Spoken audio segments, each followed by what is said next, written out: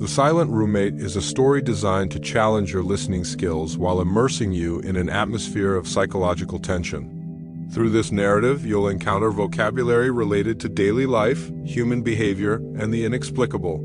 Each word has been carefully chosen to expand your comprehension while keeping you on the edge of your seat. Pay attention to the silences between sentences. Sometimes what isn't said matters more than what is. Stay until the end to discover what lurks in the shadows of an empty apartment.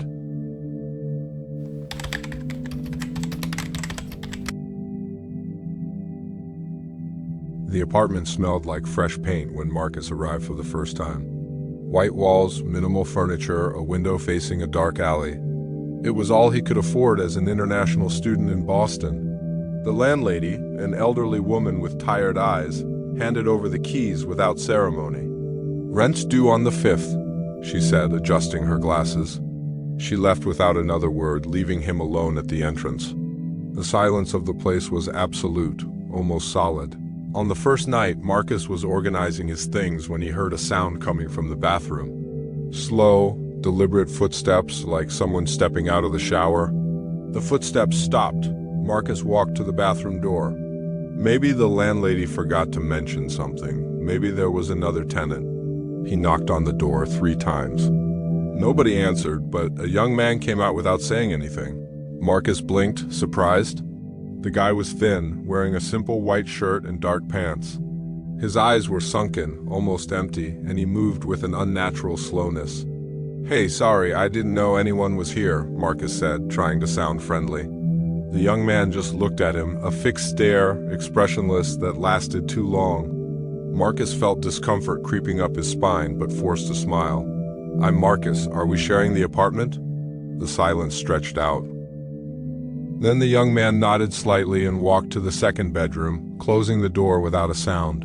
Marcus stood in the hallway, processing. Maybe the guy was shy or didn't speak English. That would explain everything. He went back to his room. He was just a quiet roommate.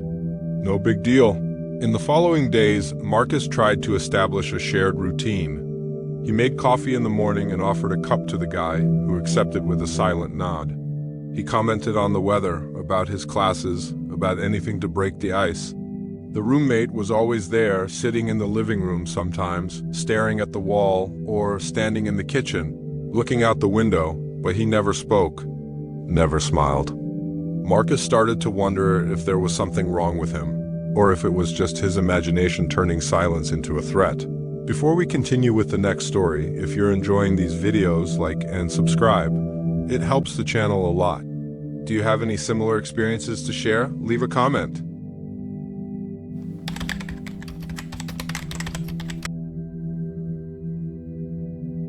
The second week brought a strange but functional routine. Marcus would wake up, find his roommate already sitting at the kitchen table, staring at the white wall as if reading something invisible.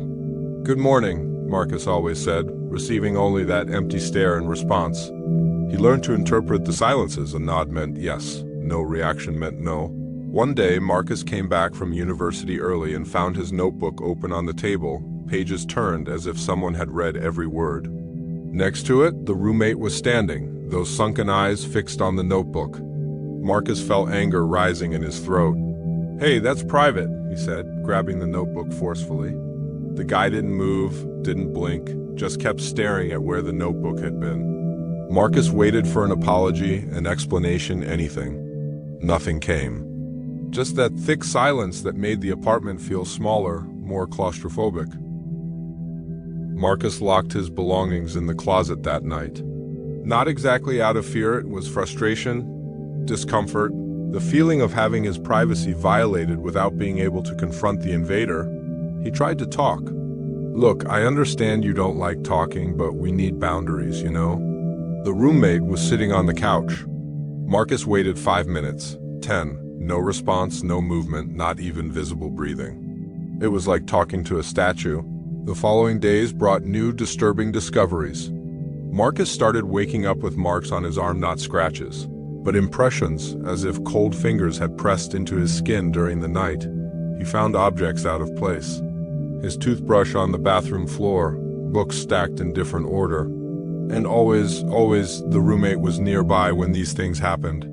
Standing in a corner watching, Marcus tried to call the landlady. About my room, he began. There was a long pause. What roommate? She asked, voice confused.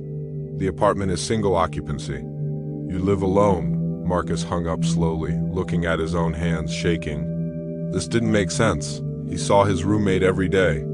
Talked to him, shared the bathroom, the kitchen, even stories. Marcus walked to the living room. There he was, sitting in the chair near the window, looking directly at Marcus. Real, solid, impossible to ignore. Marcus felt something break inside him.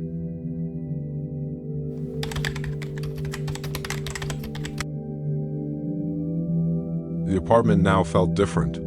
Marcus observed every detail with new eyes, looking for evidence that he wasn't going crazy. The roommate continued his silent routine. But Marcus started remembering strange things he'd never noticed before. The guy never ate. The cups of coffee Marcus offered would disappear, but he never saw the roommate bring anything to his mouth. He never heard the bedroom door open or close. The guy simply appeared in rooms as if he'd always been there. "Who are you?" he asked, voice coming out louder than intended. The guy didn't respond, but something changed. His head tilted slightly like a bird studying prey. Marcus decided to confront the situation once and for all. He grabbed his phone, opened the camera, and pointed it at the roommate. "I'm going to take a picture of you and show it to the landlady," he clicked. Looked at the screen. The couch was empty in the image, just rumpled cushions where the guy should be. Marcus raised his eyes. He was still there, sitting, watching Marcus with that dead intensity. "This isn't possible," Marcus whispered. The guy stood up slowly, movements too fluid, unnatural, like water flowing upward. Marcus backed away, hitting the wall. Then the roommate started walking toward Marcus, not normal steps, but silent glides, feet barely touching the floor. Marcus ran to his room, locked the door with trembling hands. He was breathing too fast, black spots dancing in his vision. On the other side of the door, nothing. No sound of footsteps, no knocking, just absolute silence that was worse than any scream. Marcus felt a cold hand touch his shoulder. He turned sharply. The roommate was standing behind him, had passed through the locked door. Marcus screamed, threw himself to the side, grabbed his backpack. He needed to get out. Now, he ran to the front door, turned the handle locked. Pulled hard, punched the wood, nothing, looked back. The guy was walking slowly down the hallway, those sunken eyes fixed on Marcus, and for the first time his mouth opened. No sound came out, but Marcus understood the movement of his lips. Stay. Marcus desperately searched for another exit. The windows, but they were on the third floor. He went back to the kitchen, grabbed a chair, ready to break the glass. The roommate appeared blocking the window. From outside, looking in, impossible, Marcus dropped the chair. He was surrounded by something that shouldn't exist, trapped in an apartment that suddenly felt much smaller than before.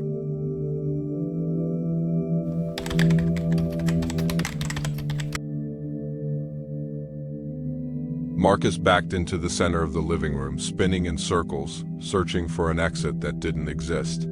The roommate disappeared from the window, but Marcus knew he was somewhere close. He could feel that cold, dense presence pressing the air around him. His phone vibrated in his pocket. He grabbed it with trembling hands. Text message from an unknown number. "You see me?" There was nobody in sight, but the message kept coming, letter by letter appearing on the screen. "Finally, someone sees me." Understanding hit Marcus like a punch to the stomach. The roommate didn't want to hurt him, he wanted company. Years trapped in that apartment, invisible to all other tenants, until Marcus arrived. Someone who could finally see him, recognize him, confirm his existence. "I see you," Marcus said out loud, trying to sound calm, "but I need to leave. You understand that?" The guy materialized in the hallway door, that head tilted again. Marcus felt tears burning in his eyes, not from fear, but from something close to compassion mixed with pure terror. This young man died alone, forgotten, and now was trying to trap any soul that could perceive him. But Marcus couldn't stay. He wasn't going to die there too. He looked around frantically, searching for anything he could use. The lights started to flicker. The roommate was approaching. The temperature dropped so much that Marcus saw his own breath forming white clouds.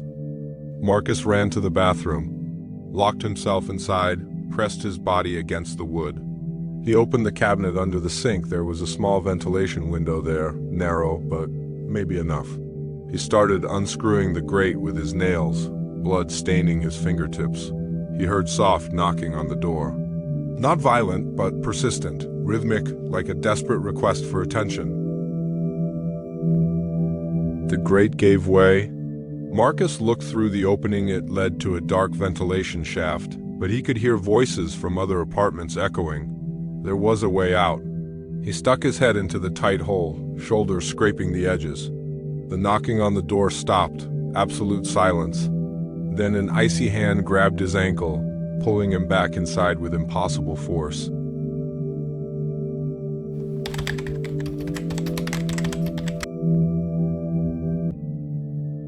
Marcus kicked hard, feeling the icy hand squeeze until his bones hurt. He managed to break free, fell back into the bathroom, hitting his head on the sink. Warm blood ran down his forehead. The roommate was now inside the bathroom. He crouched near Marcus, extending his hand as if wanting to help him up. Marcus saw something in the guy's eyes, not anger, but loneliness so deep it hurt to look at. "Please," the silent lips formed the word. Marcus pushed through the figure, passed through the cold body like fog, stumbled out of the bathroom. He ran to the front door once more, pulled with all his remaining strength. The lock suddenly gave way, door opening violently. Marcus fell into the building's hallway, fluorescent light burning his eyes. He heard quick footsteps, the landlady coming up the stairs, eyes wide. "What's going on? The neighbors complained about screaming." She looked inside the empty apartment. "My God, what did you do here?" Marcus followed her gaze. The apartment was devastated, furniture overturned, walls scratched, his own things scattered as if a hurricane had passed through, but there was no roommate. No sign of another person. Just destruction caused by hands that Marcus now realized were his own. The landlady picked up something from the floor, dozens of dirty cups. The police arrived minutes later. They took Marcus outside while he tried to explain, but the words came out confused, desperate. An officer showed him photos of the apartment, the walls covered with messages written in black marker. "You see me," repeated hundreds of times, handwriting deteriorating into scribbles. Marcus didn't remember writing any of it. The officer pointed to an old photo on the wall, framed, that Marcus had never noticed. It was the dead student, yes, but looking more closely, Marcus saw the truth that destroyed his sanity. The face in the photograph was his own distorted reflection. The sunken eyes, the pale skin, the empty expression. Marcus had been looking at himself all along. The silent roommate was what he was becoming, alone, forgotten, slowly disappearing until no one could see him anymore. 6 months later, Marcus was in a psychiatric clinic trying to reconstruct what had happened. The doctors explained: extreme isolation, stress from being in a foreign country, deep loneliness. His brain had created company where none existed. Every cup of coffee, every one-sided conversation, every movement in the apartment, all him, performing actions and immediately forgetting, creating the illusion of another presence. The most terrifying part was the last discovery. Investigators found a diary hidden in the apartment, written by Marcus's hand during his episodes. Pages and pages documenting conversations with the silent roommate, complaints about his strange behavior, increasingly paranoid theories. The last entry said only, "He wants me to stay here forever." Marcus didn't remember writing a single word. Now, sitting in the therapy room, Marcus sometimes still felt that cold presence behind him. He turned around quickly, but found only empty white walls. The doctor said he was improving. But on the quietest nights, when the hospital got too silent, Marcus heard familiar footsteps in the hallway, and wondered if he'd ever stop seeing that impossible reflection in mirrors, the roommate who never existed but somehow was still watching.